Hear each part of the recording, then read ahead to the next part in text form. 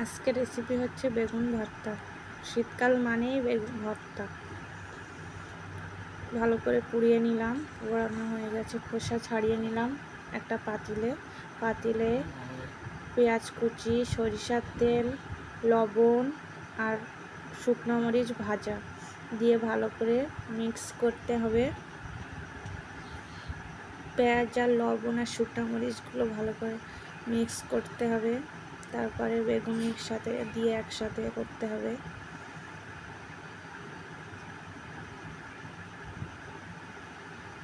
ভালো করে মিক্স করে করা হয়ে গেছে। বেগুন ভর্তা রেডি। গরম ভাতের সাথে খেতে হবে। টমেটো ভর্তা। টমেটোগুলো ভালো করে পুড়িয়ে নিলাম, খোসা ছাড়িয়ে নিলাম, কালো খোসাগুলো ছাড়িয়ে ধুয়ে পরিষ্কার করে নিলাম। একটা পাতিলে